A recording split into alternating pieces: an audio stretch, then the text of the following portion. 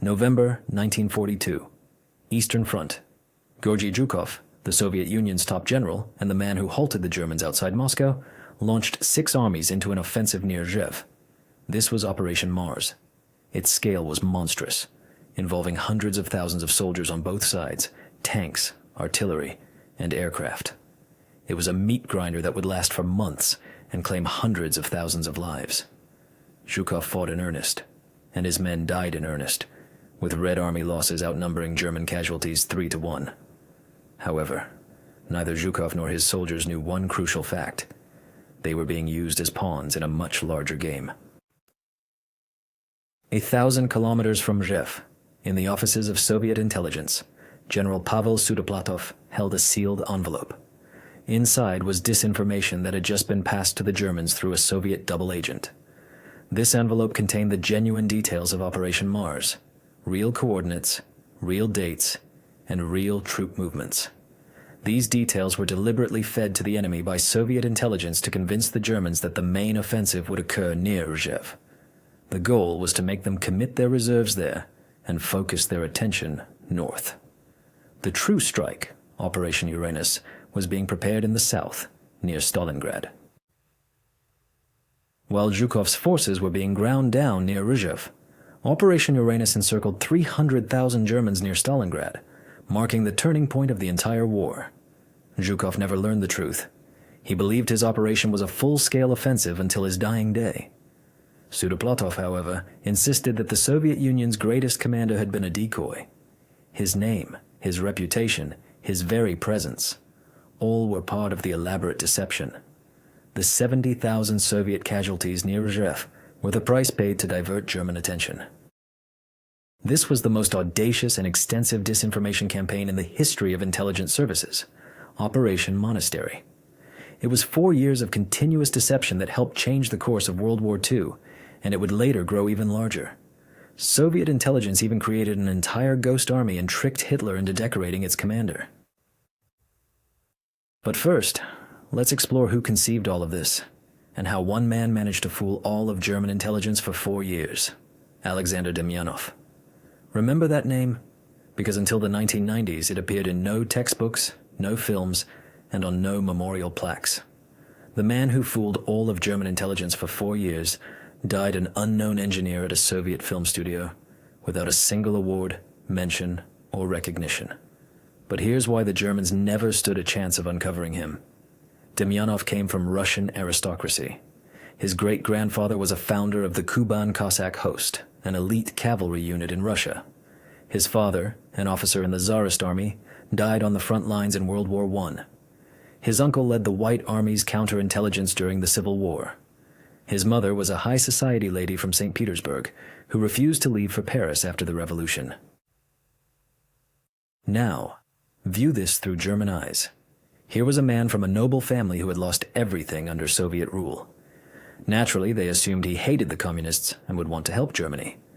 Consequently, the Abwehr, German military intelligence, had noticed Demyanov even before the war began.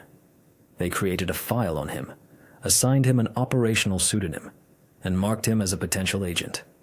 What they didn't know, and couldn't have known, was that Demyanov had secretly been working for the Soviet Secret Service since 1929. Soviet intelligence had preempted the Germans. And do you know what they did? They arrested him on fabricated charges claiming to have found a weapon, a standard tactic. But instead of prison, he was offered a chance to work for them. By the start of World War II, Demyanov had 10 years of counterintelligence experience. His cover was impeccable. Ostensibly an engineer, he spent his evenings attending gatherings of former aristocrats who despised the Bolsheviks. These individuals quietly dreamed of a monarchist restoration and discussed German victories over tea. Soviet intelligence knew about each of them but left them undisturbed. They served as bait to attract German recruiters who were monitoring Demyanov. Under the guidance of Soviet intelligence, Demyanov even established an underground organization called Throne, whose stated goal was to overthrow the Bolshevik regime. And it worked. Now the most intriguing part begins. All this meticulous preparatory work, spanning almost 20 years, was necessary to embed Demyanov within German intelligence and then feed disinformation through him. So, in December 1941, with the Germans advancing on Moscow, Soviet intelligence realized it was time to act. They activated Demyanov. The operation was named Monastery.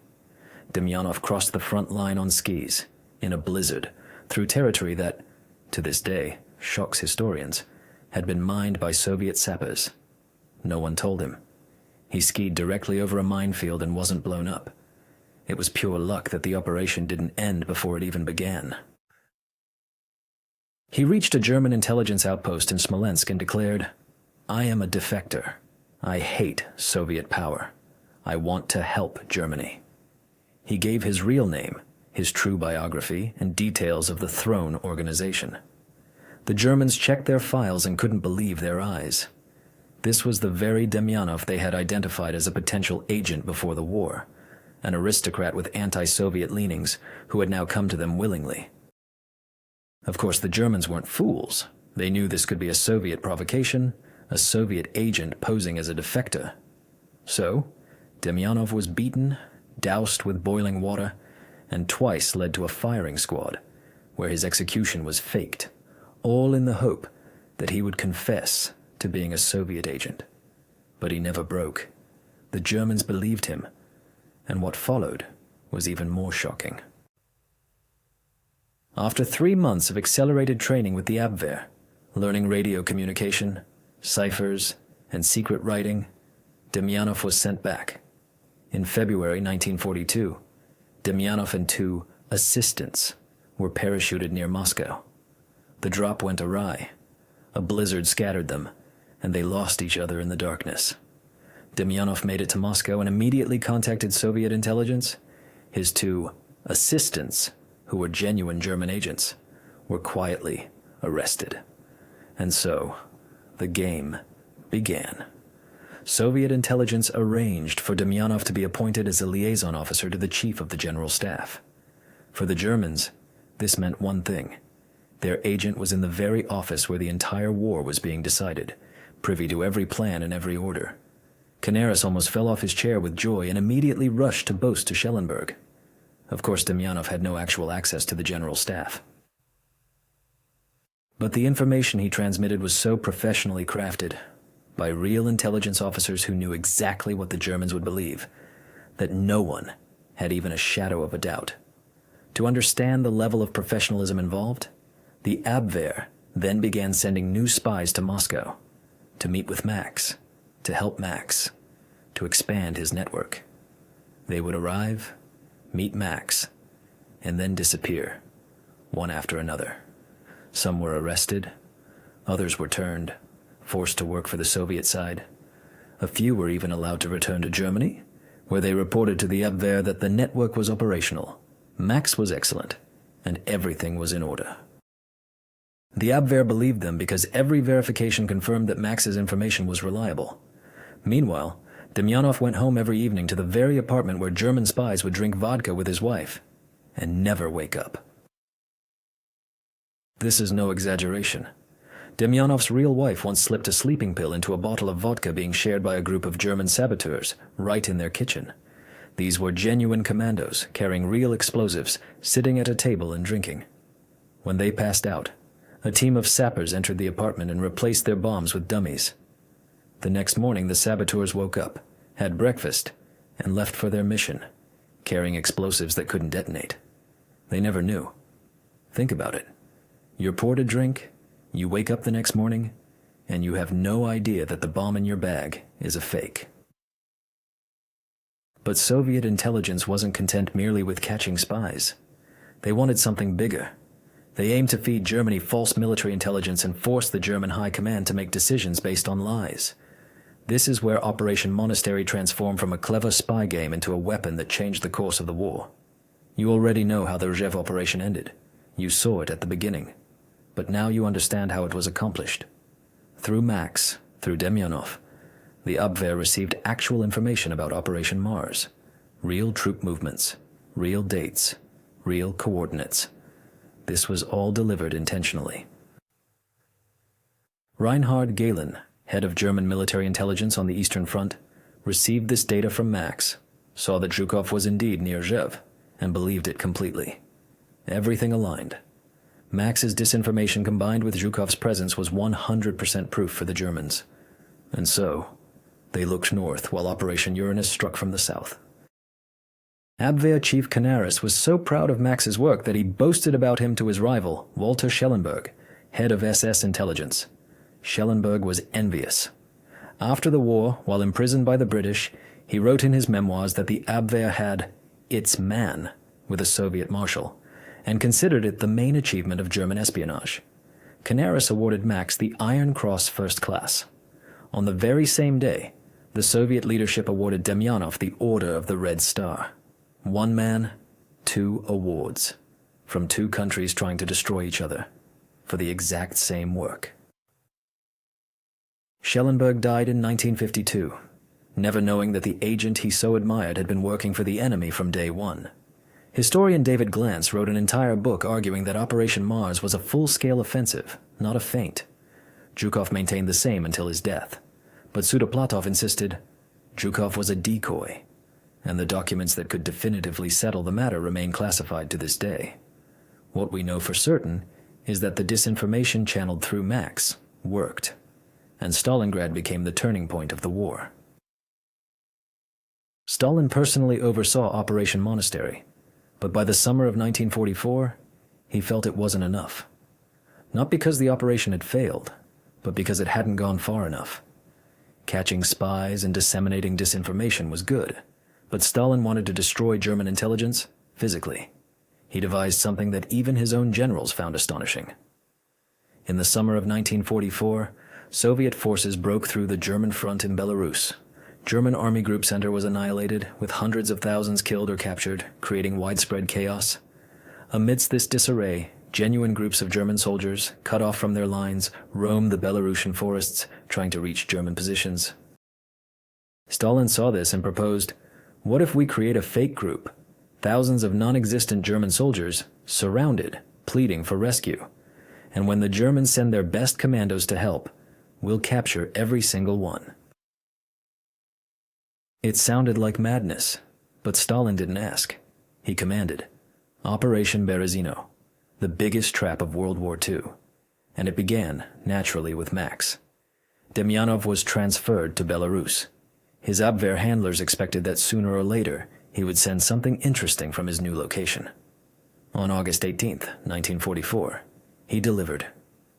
In the area of the Berezina River, a large German formation, about 2,500 men, is surrounded. They cannot break through to the west. They need weapons, food, and radios. Berlin came alive. One German colonel, Vorgitsky, from counterintelligence, sensed a trap. He believed it was a Soviet radio game and refused to send men. But Galen, the same Galen who had trusted Max's every word for 4 years, insisted. The group existed, he argued, and Max had never lied. Field Marshal Jodl then ordered Otto Skorzeny, the Reich's most famous commando, the man who had rescued Mussolini from a mountain fortress, to launch a rescue operation. Meanwhile, in the forests 100 kilometers east of Minsk, Soviet intelligence was constructing a set, a German encampment complete with real tents, real trenches, and real campfires, and a real commander, Wehrmacht Lieutenant Colonel Heinrich Scherhorn, captured on July 9th. He was chosen deliberately. Scherhorn's family had donated money to the Nazi Party in the 1930s, a connection to Hitler that the Germans could verify. Scherhorn agreed to cooperate. He had no choice. His adjutant, German communist Gustav Rebelle, kept a round-the-clock watch on him. And here's a detail that sounds like it belongs in a completely different story. One of the officers in this fake camp was a young man named Willy Fischer. You've never heard of Willy Fischer, but 10 years later you would know him by another name, Rudolf Abel, the most famous Soviet spy in America. In early September, Skorzeny dispatched the first group of 4 or 5 commandos. A Heinkel bomber flew at low altitude over the Belarusian forests at night, parachutes deployed, and 5 figures descended into the darkness. Below, campfires burned, the prearranged signal. They landed and were met by men in German uniforms who rushed to greet them with handshakes and backpats. We thought Berlin had forgotten us, the commandos were told. They were led along a forest path, past tents and sentries, to the commander's tent. Sherhorn was there, unshaven, exhausted, and convincing. On the table lay a map, an empty can, and some papers. The commandos sat down and began discussing evacuation routes, crossing points, and radio frequencies. Then, handcuffs. The men in German uniforms dropped their disguises. They were Soviet agents. Arrest, interrogation. The choice, cooperate or not. The next radio message to Berlin read, "Aid received. Sherhorn's group thanks you. Need more. Weapons, medical supplies, radio operators." And Berlin sent more. And more. And more. Over 9 months, there were 39 Luftwaffe flights, 22 agents captured, 13 radio stations seized, and tons of cargo, medical supplies, winter clothing, weapons, ammunition, and over 2 million rubles in cash, all delivered directly into the hands of Soviet intelligence. Each new agent who landed in the camp expanded the operation. They were either turned or arrested, their radio was brought into the game, and their call sign became another voice in the chorus of ghosts. But the most insane moment was yet to come. At one point, the German command decided to evacuate the wounded by air, sending planes to land on an improvised strip in the forest to pick up the men. This decision triggered a quiet, cold panic within Soviet intelligence. Because if a plane actually landed in this camp, the pilots would see everything. That there was no army of 2,500 men, that the wounded were healthy men in bandages, and that the only real Germans were prisoners under guard. One landing and 4 years of work would be incinerated in a minute. What did Soviet intelligence do? Even by the standards of this story, the answer is eye-popping.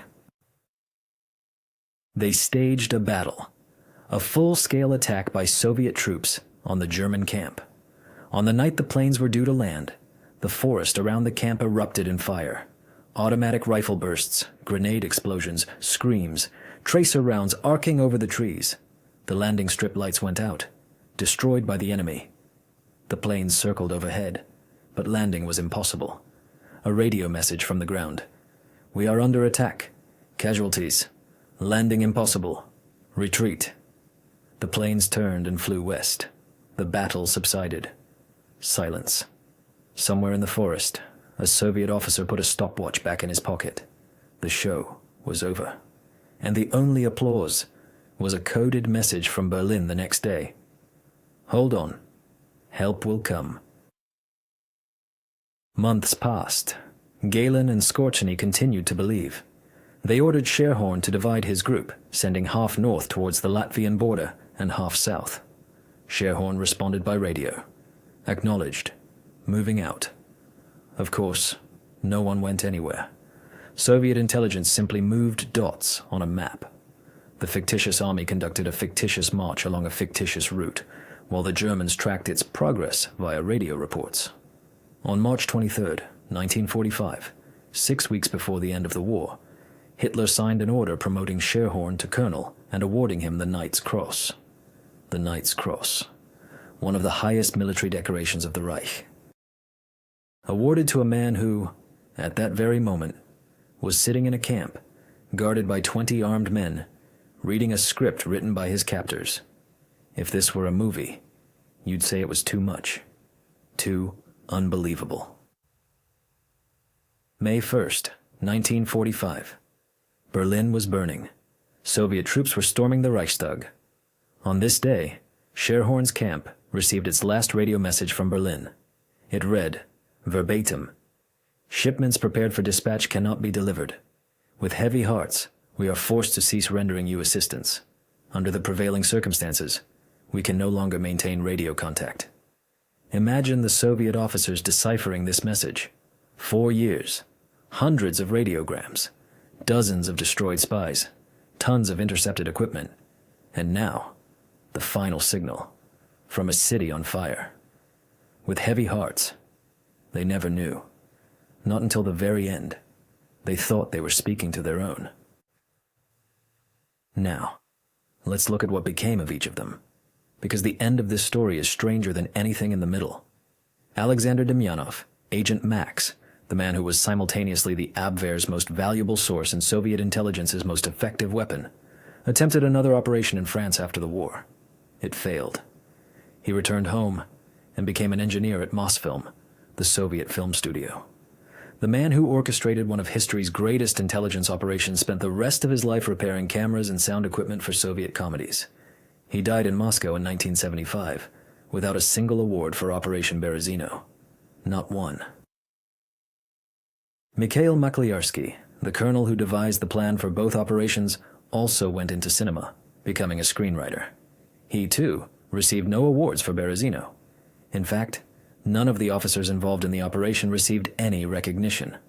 Pavel Sudoplatov, the general who oversaw everything, was arrested after Stalin's death, served 15 years in prison, and was only rehabilitated in the 1990s. Meanwhile, Reinhard Gehlen, the head of German intelligence who believed Max's every word for 4 years and personally insisted on rescuing the fictitious army, founded the BND, West Germany's intelligence service, after the war, and led it until 1968. The man who was fooled for 4 consecutive years was appointed West Germany's top spy. According to Sudoplatov, Gehlen even tried to sell Max to the Americans, offering the CIA access to his best Soviet source, unaware that Max was soldering wires at a film studio in Moscow at the time. Heinrich Scherhorn, the lieutenant colonel whom Hitler promoted to colonel and awarded the Knight's Cross while he was a prisoner, survived the war. He returned to Germany and died in 1972. Karl Kleinjung, one of the German communists who helped Soviet intelligence manage the fake camp, had a career in East Germany, eventually heading the Stasi's foreign intelligence. In 1997, he was tried for killings at the Berlin Wall but was acquitted. Willy Fischer, also known as Rudolf Abel, well, that's a story you already know, or think you know. Here's what remains when you strip away the spy novel glamour from this story. 4 years, 1 apartment in Moscow, 1 camp in a Belarusian forest, 1 radio operator, 1 captive lieutenant colonel, and 1 lie that the entire Third Reich believed. Not a single person on the Soviet side received anything for it. No medals, no pensions, not a single line in a newspaper. The operation's architect went to prison. Its chief implementer died in obscurity. And the man who was deceived, he built a career, headed an intelligence agency, and lived comfortably into his 80s. History doesn't teach lessons. It simply shows. And sometimes, what it shows is uncomfortable for everyone. Monastery was deception over the radio. Hundreds of messages across thousands of kilometers. Lying from a distance is one thing, but one man decided that distance was for cowards. He personally deceived the Gestapo face to face in the uniform of a German officer. He dined with Nazi officials, drank with them, laughed at their jokes, and then he killed them in broad daylight in an occupied city, without support, without a way back. His German name was Oberleutnant Paul Siebert. His real name was Nikolai Kuznetsov. His story is next.